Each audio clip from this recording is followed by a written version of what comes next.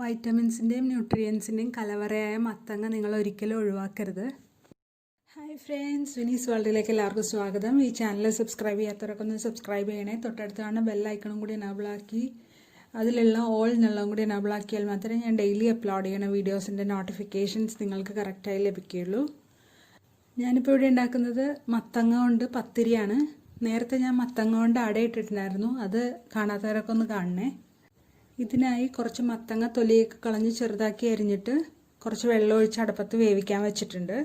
ഇതൊന്ന് വെന്ത് വരുന്ന സമയത്ത് നമുക്ക് കുറച്ച് ശർക്കര പാനിയാക്കി എടുക്കാം കേട്ടോ. ഈ മത്തങ്ങ വെന്ത് വന്നിട്ടുണ്ട്. ഇത് ഒന്ന് ആറി കഴിയുമ്പോൾ നമുക്ക് മിക്സിയുടെ ജാറിലേക്ക് ഇട്ട് കൊടുക്കാം. ഇതിലേക്ക് ശർക്കര പാനി ഒഴിച്ചു കൊടുക്കാം. ഒന്ന് ചൂടാറിയിട്ട് വേണം ഒഴിച്ചു കൊടുക്കാൻ. നിങ്ങൾക്ക് എന്തോരം മധുരം വേണോ അത്രയും ശർക്കര ഒഴിക്കാം കേട്ടോ. അതൊന്ന് അടിച്ചുകൊണ്ട് വന്നിട്ടുണ്ടായിരുന്നു. അതിലേക്ക് നമ്മൾ അരിപ്പൊടിയാണ് ഇട്ട് കൊടുക്കണം, അപ്പപ്പൊടി ഇട്ട് കൊടുക്കുന്നുണ്ട്. ഇനി കുറച്ചും കൂടി ശർക്കര പാനി ഒഴിച്ചു കൊടുക്കുന്നുണ്ട്, കുറച്ച് വെള്ളം ഒഴിച്ചു കൊടുക്കുന്നുണ്ട്. ഇനി നമ്മൾ ഒന്ന് അടിച്ചെടുക്കുകയാണ്. ഇത് ഒന്ന് അടിച്ചെടുത്തിട്ടുണ്ട്. അതിലേക്ക് കുറച്ചും കൂടി വെള്ളം ഒഴിച്ചു കൊടുക്കണം. ഒരു ലൂസ് കൺസിസ്റ്റൻസിയാണ് നമുക്ക് വേണ്ടത്.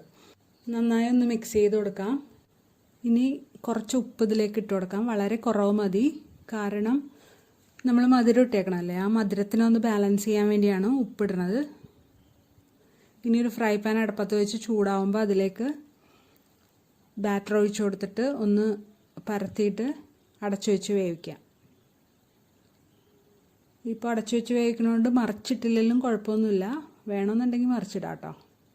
മറിച്ചിട്ട് കൊടുത്തിട്ടുണ്ട്. ഈ മത്തങ്ങ എന്ന് വെച്ചാൽ വളരെ ഗുണമുള്ള സാധനമാണ്. വയറിന് നല്ലത്, ആൻറ്റി ഏജിങ് ആണ്, അങ്ങനെ പല കാര്യങ്ങളും ഉണ്ട്.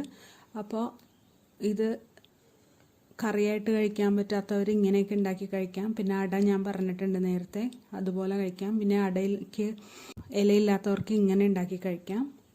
ഞാൻ പലതരത്തിലും ഉണ്ടാക്കി നോക്കിയിട്ടുണ്ട്.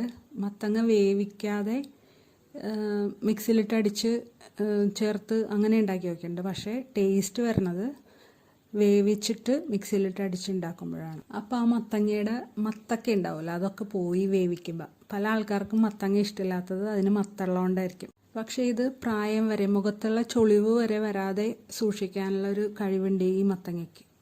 സോ ഇത്രയും ഗുണമുള്ള ഈ മത്തങ്ങ വേണ്ടാന്ന് വെക്കരുതേ.